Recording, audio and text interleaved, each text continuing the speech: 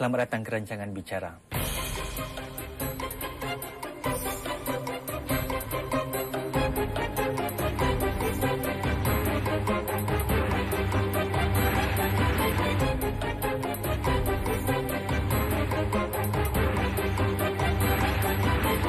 There's nothing wrong being rich. Adakah salah jadi kaya? Adakah salah? Siapa kata salah? Malam ini Bicara membawa anda bersimbang tentang wang dan kekayaan bersama pakar motivasi dari Malaysia, Datuk Dr. Ibrahim Ahmad. Menerusi syarikatnya Millionaire Mind Power, Dr. Ibrahim menganjurkan pelbagai program motivasi menggalak pencernaan minda jutawan. So from today onwards, you kena cakap dekat diri you bahawa wang penting. Please buat sedikit correction dekat you punya mindset now, because all this while you suka kata duit tak penting, betul tak? Wang tak penting, tak kisah, ada duit pun tak apa, tak ada duit pun tak apa. That's why you tak ada duit. Mulut tak ada insurans. Dr. Ibrahim baru-baru ini mula mengurak langkah menembusi pasaran ceramah motivasi di Singapura. Matlamatnya mengajak masyarakat Melayu supaya meninggalkan tabiat lama dan memupuk tabiat baru dalam menggarap konsep kekayaan dan kejayaan. Misalnya bagaimana menjana kesedaran tentang wang dan kekayaan. Dan bertentangan dengan kebiasaan orang Melayu, beliau menganjurkan supaya masyarakat Melayu bersikap mata duitan, tetapi dengan maksud dan terjemahannya yang tersendiri. Itulah yang dikongsi pakar motivasi ini dalam wawancara ini.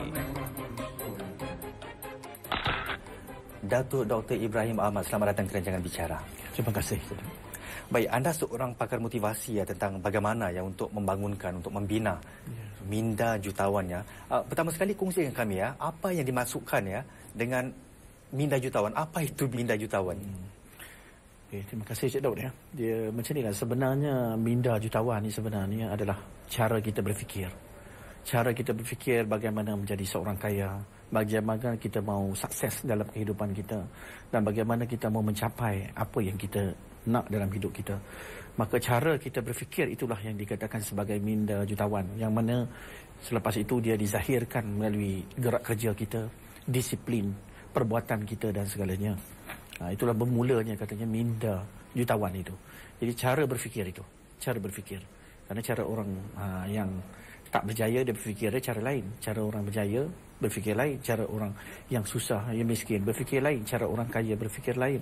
Contoh di sini kalau orang yang susah, yang miskin dia selalu berfikirkan tentang bagaimana nasib dia hari ini, apa akan berlaku selalu Tapi orang yang kaya ni ada minda jutawan ni, dia sentiasa berfikir bagaimana dia menambah baikkan hidup dia lagi.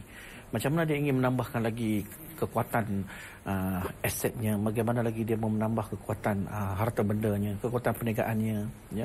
Itu sebenarnya minda ni adalah cara, lebih kepada cara kita berfikir. Sejauh mana minda jutawan yang anda katakan tadi itu kurang wujud dalam kesedaran masyarakat Melayu, anggota masyarakat Melayu? Dia beginilah sebenarnya minda jutawan ni perlu dipupuk. Tetapi malangnya kita tengok di sini, rata-rata keluarga kita ni yang datang, orang Melayu terutamanya, adalah datang daripada golongan yang miskin. Maka bagaimana kita nak mengasuh minda supaya menjadi kaya? Kerana apa yang dilihat setiap hari, apa yang dilihat setiap hari di rumahnya, dia tidak nampak di situ ada simbol-simbol kekayaan. Sebab simbol-simbol kekayaan ini perlu ada pada rumah dan juga kehidupan, contohnya kehidupannya juga Jadi lifestyle, kata orang lifestyle Jadi dia sudah tahu hari ini lauk apa, besok lauk apa Dan dia tak pernah didedahkan dengan bagaimana caranya kekayaan itu, hidup kaya itu bagaimana, pergi makan minum di tempat yang bagus-bagus contohnya dan keluarga selalu bawa pergi cuti maksudnya sudah ada satu standard kekayaan di situ. Jadi kalau benda itu tidak dipupuk, tidak disemai, tambah-tambah lagi dengan mindset yang keluarga itu pula yang memang sudah memilih ataupun anti kekayaan. Ini malang sekali. Kita tengok ramai yang datang daripada keluarga yang anti kekayaan. Dia tidak suka kepada kekayaan, dia benci kekayaan, dia menolak kekayaan itu. Dalam erti kata apa menolak kekayaan? Menolak kekayaan itu dalam bentuk mindset yang telah ditanamkan pemikirannya kepada anak-anak. Contohnya apabila lalu saja bila dia kata orang berselisih dengan kereta. Kata dia sedang memandu satu kereta biasa. kalau dia berselisih ataupun seiring dengan satu kereta yang lebih mewah contohnya. Jadi dia akan bilang kepada anak, jangan tengok, itu kita tak boleh beli. Itu kereta itu terlalu mahal untuk kita. Ya, itu kita tak mampu itu semua. Ya, jadi sudah ditanamkan benda-benda yang negatif di dalam pemikiran anak-anak itu tentang kekayaan. Kita tidak faham tentang sains minda. Tengok, kita terlalu jauh ke belakang sebenarnya untuk memahami tentang sains minda. Apatah lagi mau mengenal diri kita, kita tidak faham sebenarnya. Jadi kalau kita faham tentang benda ini, alangkah majunya kita. Kita boleh tengok bangsa kita akan bergerak sangat maju. Sebab kita ni adalah di atas apa yang kita percaya, di atas minda kita sebenarnya. Kalau kita percaya akan kaya, insya-Allah satu hari kita akan beroleh kekayaan. Tapi kalau kita sentiasa di minda kita itu miskin, maka sudahlah kita turunkan, warisi kemiskinan itu kepada keluarga kita. Tetapi secara indirectly, sebenarnya miskin itu sudah pun diturunkan. Bukan saja penyakit, tetapi juga kemiskinan itu diturunkan kepada keluarga. Baik, anda menyatakan tentang kemiskinan boleh diturunkan ya daripada satu keluarga, generasi kepada generasi yang lain ya. Tapi dalam hal ini ya, apa kesilapan yang lazim dilakukan oleh sesebuah keluarga ya? Apa yang perlu kita lakukan? Sebenarnya dia beginilah, kita kena tengok kekayaan ini sebenarnya adalah satu tanggungjawab. Satu tanggungjawab terutamanya sebagai setiap manusia ni untuk menjadi kaya. Apabila kaya sebenarnya kita dah mengubah kehidupan kita. Dan kita mampu menggerakkan ekonomi. Kita mampu memberi zakat dan segalanya. Terutamanya sebagai seorang Islam contohnya. Kalau kita menjadi miskin, apa pun kita tak boleh buat sebenarnya. Jadi menjadi kaya ni sebenarnya sebagai satu tuntutan. Sebab kita jadi apa kita hari ini sebenarnya, apa yang telah diprogramkan oleh keluarga kita. Kalau keluarga kita memprogram kita beginilah sebenarnya. Kita adalah produk apa yang telah disetkan dan diprogramkan oleh keluarga kita. Itu yang paling dekat sebenarnya. Kita tak memilih untuk menjadi kaya. Kita lebih reda dan suka untuk hidup miskin sebenarnya. Kenapa? Kerana satu itu yang saya katakan tadi, kerana doktrin. Kerana apa yang ada disetkan pada minda dia itu. Terutamanya, rata-rata orang Melayu kita ni suka hidup dalam kesederhanaan. Jadi kesederhanaan sebenarnya merupakan satu musuh yang utama tanpa kita sedar. Kerana apabila kita terlalu memilih hidup dalam kesederhanaan, kita akan berada pada zon yang sangat-sangat selesa. Jadi kita tak mau membuat apa yang lebih. Kita tak mau mencari lebih. Sebab katanya, cukuplah. Alhamdulillah. Itu saja. Ini salah tafsir ya? Atau ini kelemahan dari segi budaya Melayu itu sendiri? Saya tak menafikan budaya juga ada begitu. Budaya pun ada dan salah tafsiran pada pemikiran pun ada sebenarnya. Sejak lahir, contohnya kita sudah mula mendidik anak ke arah yang saya cakap tadi, menjurus ke arah kemiskinan. Kemudian dalam tak sedar, kita sudah mulalah bertanya anak, besok besar mau kerja apa, kerja apa, kerja apa. Lama-lama besok anak kita kerja saja. Sebagai satu contoh di situ. Kemudian kita nampakkan kekayaan ini sungguh yang susah. Macam contohnya anak mau minta $5, $10 pun. Pisingnya macam $100. Ya, jadi kita sudah mula tanam pemikiran yang miskin kepada anak-anak kita sekarang bahawa bapak kamu ni miskin, ibu bapak kamu sekarang ni miskin. Jangan selalu kita cakap dan bagi alasan tak ada duit.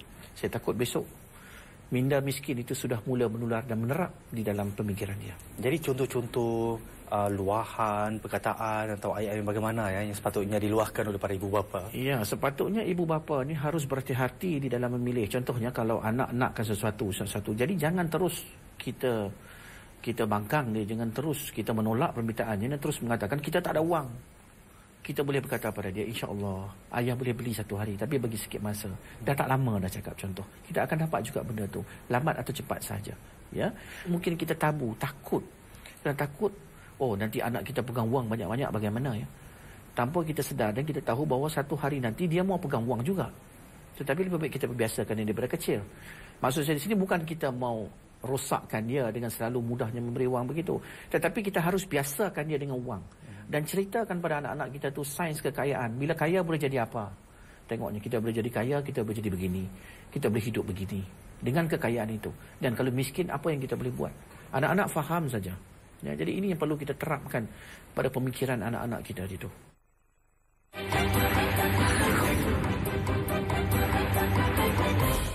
Tukarkan surat pajak dan emas. Dapatkan wang tunai segera di Pasar Gilang Serai. Hubungi 6844 0050 6844 0050 Gold Scale Jewels. You give me special kid, I accept. He cannot walk, but he can stand. He can't talk, but he can like make some noises.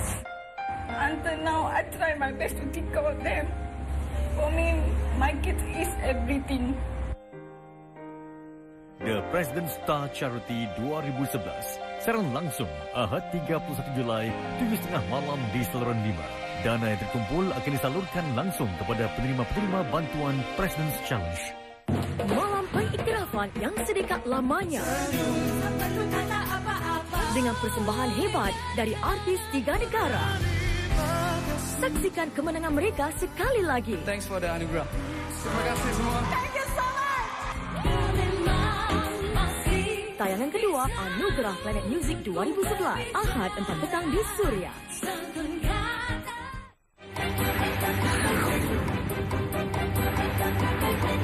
Ingin saya dapatkan pengalaman anda ya. Sebagai seorang pakar motivasi, anda banyak bergaul, anda banyak melihat ya kekayaan minda ya, sikap dari segi mungkin orang Melayu, orang India, orang Cina ya. Apa yang anda perhatikannya dari segi bangsa yang berbeza ini berhubung pendekatan mereka terhadap duit atau kekayaan ini? Dia beginilah ya, kalau kita tengok ya tentang kita nak bezakan di antara 3 bangsa ini ya, satunya. Kalau duit dan kekayaan ini sudah tentu saya dapat katakan bahawa kita tidak dapat lawan dengan bangsa Cina ataupun bangsa India. Tengok bangsa-bangsa lain, mereka sudah melabur untuk anak-anak mereka, sudah diplan dalam bentuk insurans, dalam bentuk mon pelbagai ya. Tapi kita masih lagi tak ada kesedaran tentang hal-hal yang begini ya. Jadi kesedaran itu sangat-sangat penting sebenarnya. Jadi kalau tengok pun kita sangat-sangat tertinggal jauh ke belakang. Kita selalu jarang untuk merancang. Dan kita tengok bangsa-bangsa lain, wang itu equal to maruah. Bila ada wang, maruah diri kita tinggi. Bila tak ada wang, maruah diri kita sangat rendah. Jadi secara tidak langsung benda-benda ni boleh naikkan moral. Manakala bagi kita pula berbeza. Kemudian ada pula situ, saya minta maaf, ada juga situ yang telah diinjekkan juga dengan yang tidak betulnya tentang agama. Maksudnya di sini diberi input-input yang negatif kononnya. Kaya boleh masuk neraka, tidak bagus jadi kaya, kaya jadi riak, takabur dan sombong sebagainya. Ya. Jadi banyak benda-benda input yang telah diberikan kepada kita, terutamanya orang Melayu yang sebenarnya kita. Ya. Mereka yang mungkin bermotivasi tapi masih juga tidak mendapat ya kekayaan yang diinginkan. Sebagai seorang pakar motivasi, apa agaknya pencerakinan anda berhubung kegagalan tersebut ya?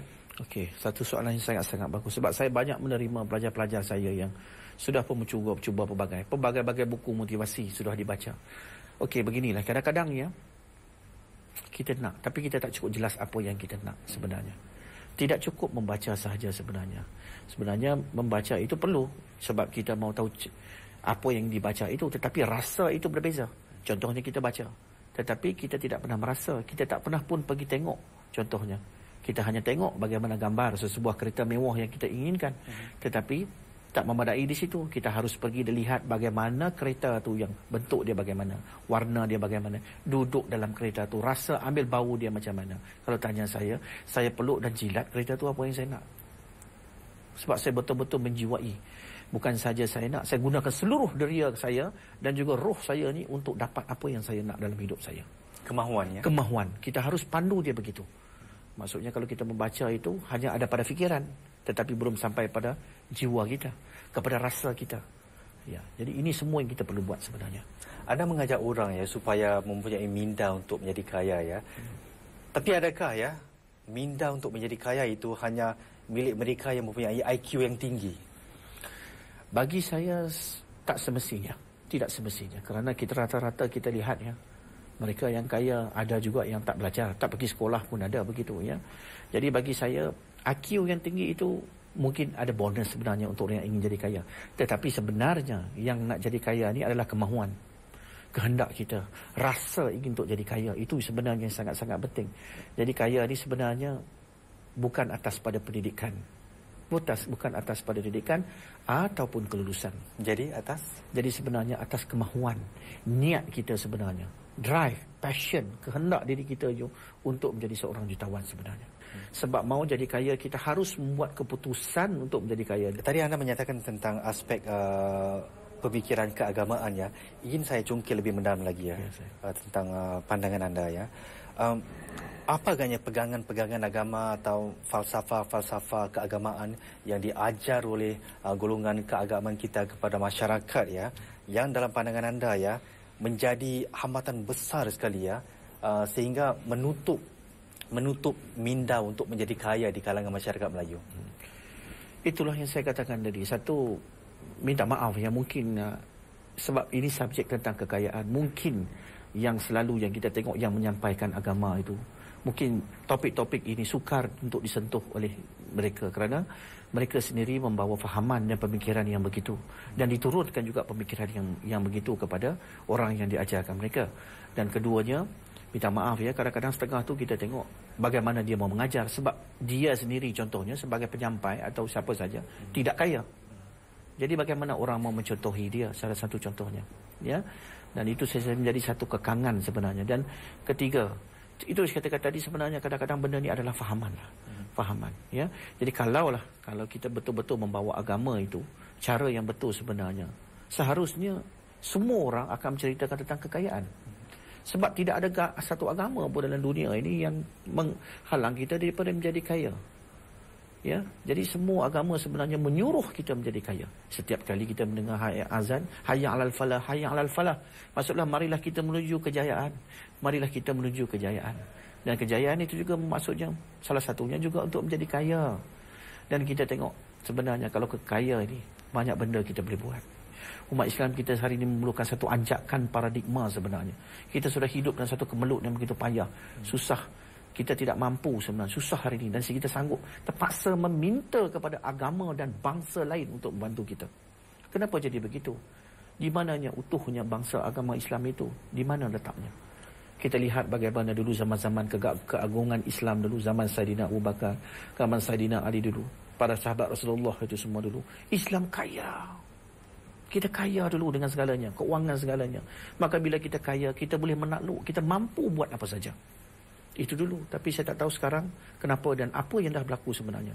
Apa dah jadi? Kita dilemahkan. Jadi kita kena buat pembetulan banyak di sini sebenarnya. Orang Islam hari ini harus memilih untuk menjadi kaya. Mungkin ada yang menyatakan ya bahawa soal mindset pemikiran ini agak diawang-awangan. Ya, saya. Orang-orang biasa mungkin kurang faham. Tapi kalau anda mahu mendidik orang ramai supaya mengubah minda mereka, mereka perlukan sesuatu konsep atau penjelasan yang boleh mereka pegang ya. Ya. Beginilah ya, kalau kita mulakan, biarlah mula daripada yang paling mudah, yang paling ringkas sekali. Contohnya sukakan wang. Contohnya sukakan wang. Itu saja yang paling asas sekali yang kita perlu buat. Ini hukum tarikan mengatakan begitu. Like attracts like. Benda seumpamanya akan menarik benda seumpamanya datang kepada kita. Tetapi di mana kita nak bermula? Kita harus bermula dah sekarang. Menyukai kekayaan dan sukakan kepada orang kaya. Sukakan benda yang bermewah. Sebab itu adalah ukurannya. Kita tidak ada pilihan. Itu adalah ukurannya. Kenapa orang suka buat monumen-monumen yang besar-besar? Kenapa orang suka buat semuanya dalam skala besar-besar? Bukankah itu ukurannya? Nak tunjukkan kehebatan. Kehebatan sesuatu bangsa dan agama itu boleh dilihat dengan apa yang dibinanya sebesar mana. Sebab mata melihat, hati tak boleh menipu. Sebagai seorang yang begitu menggalak masyarakat atau orang ramai supaya memikirkan, tidur, bangun, sedar tentang wang ya. Apa pula komen anda kalau ada yang menyatakan bahawa anda mengajar mereka supaya bersikap mata duitan ya dalam konotasi yang negatif? Ya, saya tak nafikan. Memang ada yang akan mengatakan begitu dalam konotasi yang negatif, akan mengatakan saya memang mengajarkan mata duitan. Tetapi hakikatnya yang sebenar, kita perlu menjadi mata duitan untuk menarik duit datang kepada kita. Jelaskan. Okey, begini, kalau kita tidak menjadi mata duitan, kita akan alpa dengan wang. Seperti biasa, manusia mudah lupa. Jadi kita akan lupa. Kita tidak ada satu kesedaran di diri kita bahawa keuangan itu penting dalam kita. Jadi contohnya saya selalu mengajarkan kepada anak-anak murid saya bahawa di mana saja kalau di rumah anda harus letakkan wang. Supaya mata anda dapat melihat dengan wang. Jadi bila mata melihat, mata tahu dan hati akan mengingat. Dan juga minda bawah sedar kita akan belajar dan tahu bahawa kita nakkan wang. Sebab kita adalah apa yang kita lihat juga. Sebab biar balik kepada minda bawah sedar, the power of subconscious mind. Jadi minda kita ni bertindak mengikut apa yang kita lihat. Apabila benda itu sudah menjadi satu kepercayaan kepada diri kita. Dan ini masih kurang lagi? Ini masih kurang lagi. Padahal atau walhal benda ni sudah diajar dan sudah diamalkan oleh masyarakat-masyarakat maju. Sebab mereka sudah tahu tentang peranan minda bawah sedar. Mereka sudah tahu tentang the power of subconscious mind kita ni. Mereka sudah tahu tentang apa peranan roh kita ini. Jadi kita masih lagi tidak faham. Kita masih lagi tidak faham. Sebab itulah elok juga tuntut satu daripada sunnah Rasulullah itu, iaitu tuntutlah kamu ilmu sampai ke negeri Cina. Mungkin disuruh belajar dengan orang Cina. Kerana orang Cina suka lihat kemewahan. Orang Cina suka tengok kemewahan. Semuanya dalam bentuk mewah, dalam bentuk besar, dalam warna-warna yang emas segalanya. Sebab itu bukan apa, semuanya untuk minda bawah sedar. Subconscious mind kita. Apa dia subconscious mind kita? Belum tentu dia faham. Sebab benda ni tidak diajar di sekolah. Apa takrifan anda ya tentang kemiskinan minda itu sendiri? Kemiskinan minda saya sini iaitu kebanyakannya suka berfikir negatif. Suka berfikir negatif, takut untuk menjadi kaya. Takut berfikir tentang sesuatu yang besar. Jangan ada pertelagahan di dalam diri kita. Kenapa ada pertelagahan? Kerana ada pertelagahan itu saya katakan tadi, sebab kita tidak jujur dengan diri kita selalu. Satu, dua, mindset kita. Apa yang telah ditanamkan. Hati teringin nak jadi kaya sangat. Mau pakai kereta mewah, mau punya wang besar, wang banyak begitu. Tetapi minda dia masih lagi ingat kata-kata yang telah dipesan oleh tok nenek moyang ataupun ayahnya ataupun keluarga atau ustaz atau guru sesiapa saja yang pernah menanam kepercayaan yang tidak bagus tentang kekayaan di mindanya. Jadi benda itu sudah mula bercanggah di antara minda dan jiwanya. Jadi kalau beginilah berlaku, minta maaf lah, memang susah sikit mau jadi kaya.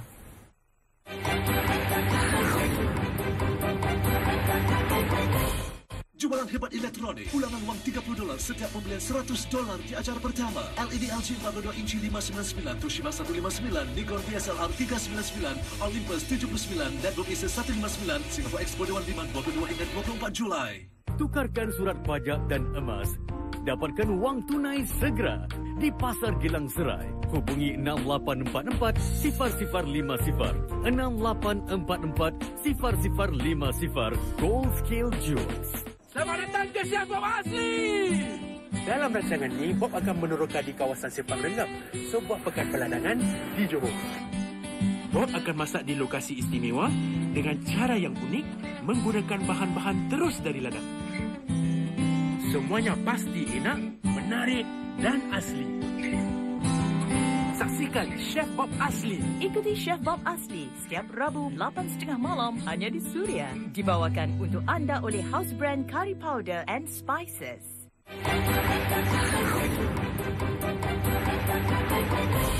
Dr. Ibrahim, kongsi dengan kami ya pengalaman anda sendiri ya. Apa anda pernah miskin? Dan sebenarnya bila anda menjadi seorang jutawan ya? Satu soalan yang bagus ya. Saya suka soalan ini. Memang saya ni memang asal usulnya dilahirkan daripada keluarga yang sangat miskin. Kalau di kampung tu, kitalah yang paling miskin. Saya rasa rumah saya tu tolak dengan lidah pun roboh ya. Tetapi saya dah bila dibesarkan dengan kemiskinan ni, sehingga saya sudah jelek dan benci dengan kemiskinan. Saya sudah tak mau lagi. Sebab bila kita miskin, kita dihina, kita dicerca, ya, dan apa pun tak boleh buat sebenarnya. Cukup lemah, ya. Dan saya dah mula ada kesedaran sebenarnya untuk nak jadi kaya. Dan saya bekerja keras, saya bekerja sangat keras. Sehinggalah satu hari, saya dah ada kesedaran bahawa sampai bila saya nak macam ni, sampai bila. Segalanya bermula bila saya dah mula bersumpah, ikrar dengan diri saya bahawa di depan isteri dan anak-anak saya bahawa selepas ini dia orang tak akan susah lagi dah. Saya dah mula menyesali diri dan saya tahu sebenarnya adalah silap saya diri sendiri. Saya dah mula muhasabah diri yang banyak sebenarnya. Muhasabah diri yang tinggi dan kesedaran sebenarnya bahawa saya yang salah. Allah itu tidak salah sebenarnya. Saya yang terlalu leka, terlalu relax kata orang. Ya? Dan mulai pada itu, dia dah mengubah hidup saya sebenarnya. Anda pernah kehilangan segala-galanya ya? Pernah kehilangan segala-galanya. Tidak ada apa lagi dalam hidup saya. Mau makan pun hanya kutip wang, duit shilling saja. Itu saja. Saya tidak pernah, sampai tidak ada apa lagi tinggal dalam hidup saya. Apa lagi yang ada? Maruah saya pun semuanya sudah diambil. Habis tak ada. Apa pun tak adalah. Tinggal semangat saya dah.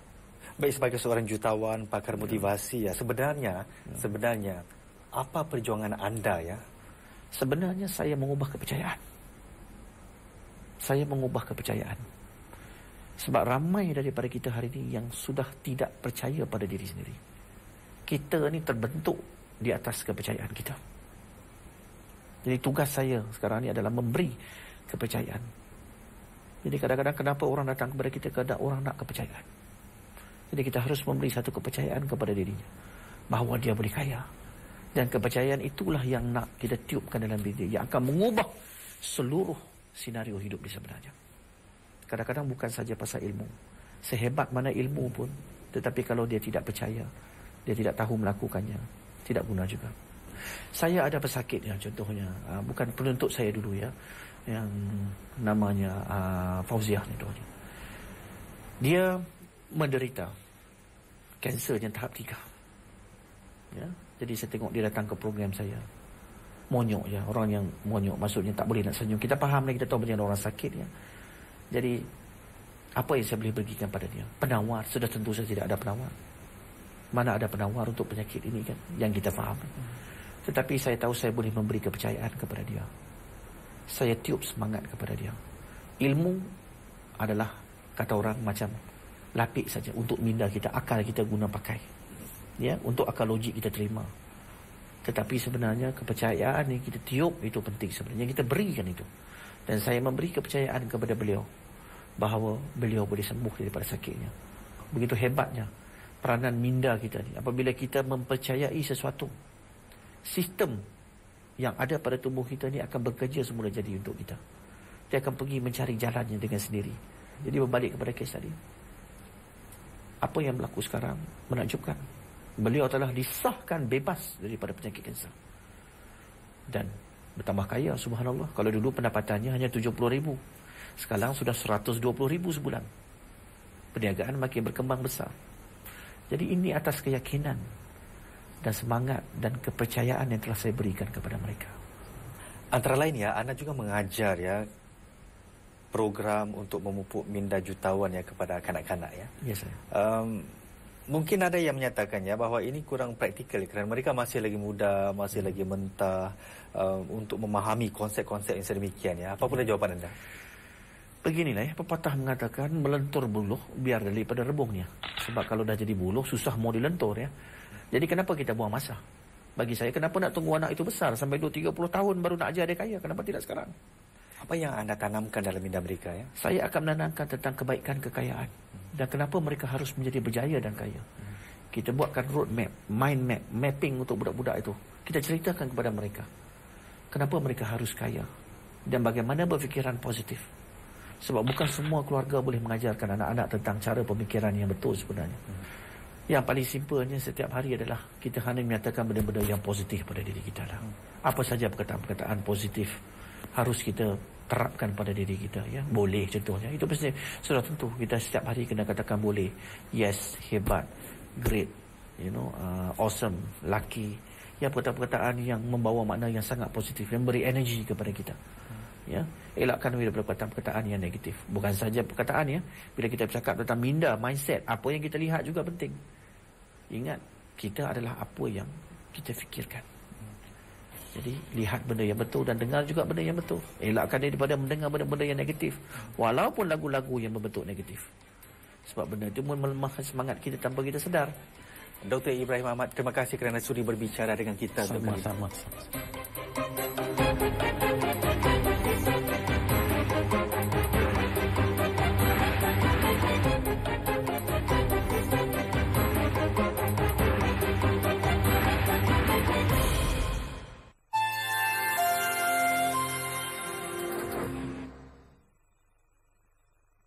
Cahaya kasar pun kasar lah.